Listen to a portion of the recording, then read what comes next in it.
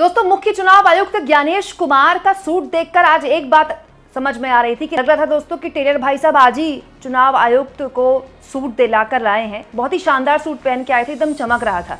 लेकिन यकीन जानिए दोस्तों, मुख्य चुनाव आयुक्त ज्ञानेश कुमार का ये सूट भी उनको उन सवालों से नहीं बचा पाया जिनका जवाब भले ही उन्होंने नहीं दिया, लेकिन उनसे सवाल तो पूछा गया। हालांकि उनसे सवाल पूछवाने के लिए दोस्तों कई ऐसे रिपोर्टर्स को भेजा गया था जिन्होंने जानबूझकर ऐसे सवाल पूछे जो कि दोस्तों ज्ञानेश कुमार को पतली गली से निकलने का मौका देते हैं। लेकिन फिर भी कुछ सवालों ने आज की प्रेस कॉन्फ्रेंस में अपनी जगह बनाई, जिसके लिए ज्ञानेश कुमार जाहिर तौर पर उन रिपोर्टर्स को थैंक यू तो बिल्कुल भी नहीं बोलेंगे।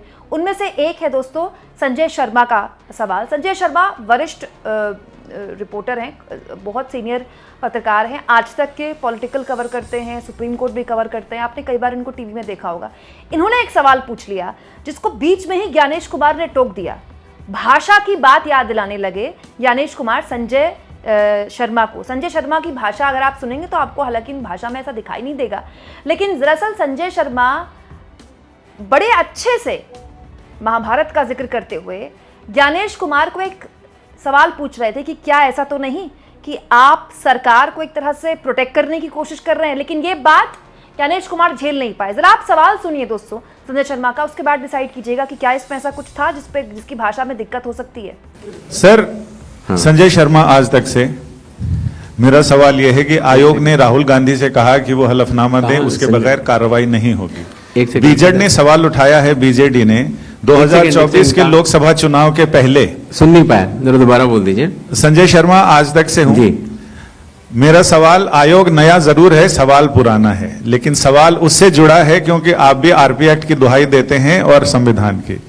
तो 2024 के लोकसभा चुनाव के बाद बीजेडी ने यह कहा कि उन्होंने हलफनामा देकर उड़ीसा में मतदाता सूची में गड़बड़ी की शिकायत आपसे की थी। तो उसमें अब तक क्या कार्रवाई हुई है वो अगर आप बता सकें तो सही होगा। और दूसरा, लोग टाइमिंग को लेकर सवाल उठा रहे हैं, एक तरफ राहुल गांधी की प्रेस कॉन्फ्रेंस है, दूसरी तरफ मुकाबले में चुनाव आयोग की। क्या चुनाव आयोग रथ का टूटा पहिया लेकर कृष्ण की तरह आगे बताएं?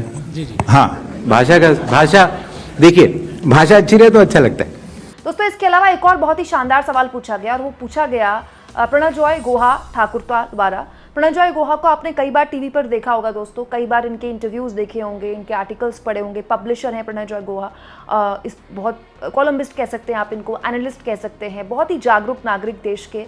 और इस मुद्दे पर प्रणजॉय गुहा ने एक सवाल पूछ लिया चुनाव आयुक्त से, जिसका कोई जवाब उनके पास नहीं था। हालत ये हो गई कि मुख्य चुनाव आयुक्त ने उनकी तरफ देखा भी नहीं उसके बाद। श्री ज्ञानेश कुमार, मेरा नाम परंजॉय गुहा ठाकुरता है, मैं फ्रीलांस जर्नलिस्ट हूँ।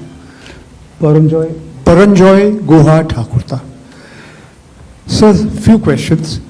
इतना हड़बड़ी में आपको एसआईआर करने का क्या जरूरत है जब बाहर चल रहे बिहार में बारिश के समय, और समय बहुत लोग कह रहे हैं बहुत कम है।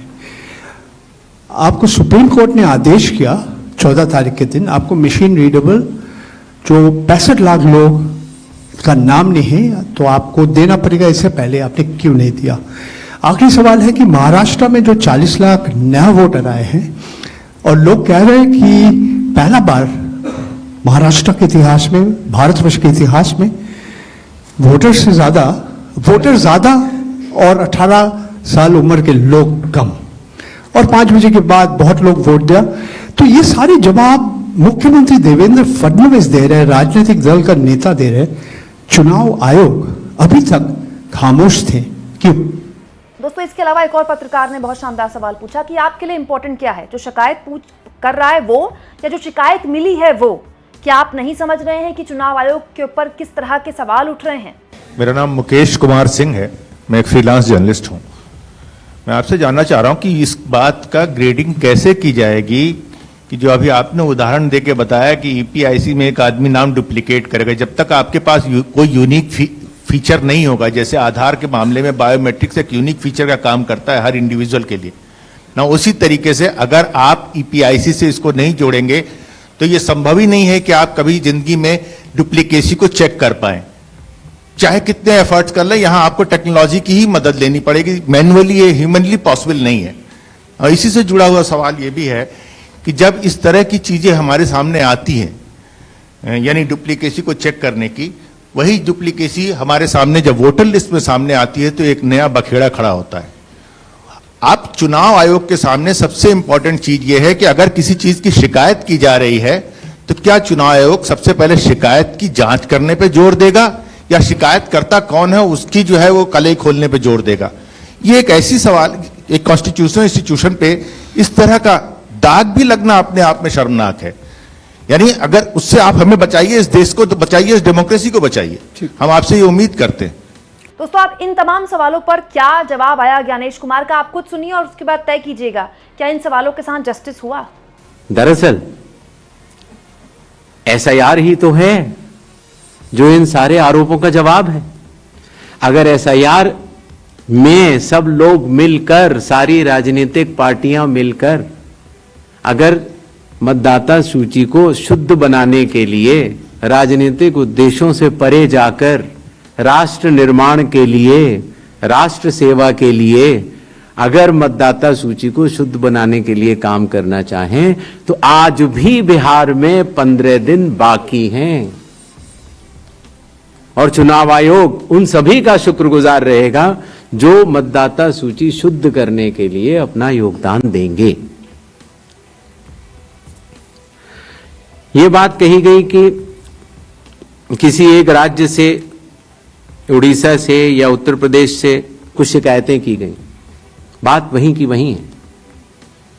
चुनाव हारने या जीतने के बाद जिस मतदाता सूची पर चुनाव हुआ उसके ऊपर बिना हलफनामा दिए, हलफनामा दिया गया, ये बात ठीक नहीं है, बिना हलफनामा दिए, बिना ओथ दिए, सिर्फ एक पत्र लिखकर अगर हमारे बूथ लेवल ऑफिसर्स और एसडीएम्स और डीएम्स इनके कार्यशैली पर अगर कोई प्रश्न चिन्ह लगाता है तो ये गलत है। एक सवाल जो मैं पिछली बार जवाब नहीं दे पाया था कि साहब जो ये एसआईआर बिहार में चल रहा है उसमें कितने लोगों के डॉक्यूमेंट आ गए, कितने लोगों ने रिकमेंड किया, किस बूथ लेवल क्या रिकमेंड किया, डाटा लेने की कोशिश तो हो रही है। लेकिन मैंने आपको पहले बताया था कि चुनाव आयोग मल्टी लेवल कंस्ट्रक्ट से काम करता है। Booth level officer booth level पर है, जहां औसतन करीब 1000 से कम मतदाता है, 200 घर है। उसके ऊपर आता है बूथ लेवल सुपरवाइजर जो 10 बूथ लेवल ऑफिसर के ऊपर काम करता है। उसके ऊपर आता है एसडीएम, उसके ऊपर आता है डीएम, उसके ऊपर आता है चीफ इलेक्टोरल ऑफिसर और मतदाता सूची का कार्य वहीं समाप्त हो जाता है। चुनाव आयोग में न तो मैं, न मेरे साथी चुनाव आयोग, न कोई चुनाव आयुक्त का अधिकारी और न आप कोई भी वोट जोड़ सकते हैं या काट सकते हैं सिवाय कानूनी प्रक्रिया का पालन किए, कोई भी। तो आपको इस बात को समझना होगा कि इस कंस्ट्रक्ट में जो डिसेंट्रलाइज कंस्ट्रक्ट है, इसमें बूथ लेवल ऑफिसर ने जब किसी मतदाता से डॉक्यूमेंट्स लिए या उसने दिए तो कितने डॉक्यूमेंट्स लिए, क्या उसको रिकमेंड किया या नहीं किया, ये सारा विषय अभी भी एसडीएम स्तर पर विचाराधीन है, जिसका निर्णय 30 सितंबर तक आएगा। और उसके पहले इस सवाल का जवाब पूछना और बताना दोनों ही त्रुटिपूर्ण भी रहेगा और वो भी रहेगा। अगर आप आधार के बारे में आपने बोला, माननीय सुप्रीम कोर्ट का स्पष्ट आदेश है कि जो लोग एग्रीव्ड हैं, जो लोग ड्राफ्ट सूची से एग्रीव्ड हैं, वो लोग अपने इन्यूमरेशन फॉर्म को आधार के साथ जमा कर सकते हैं और चुनाव आयोग उस बात को मानता भी है, उसका पालन भी करता है।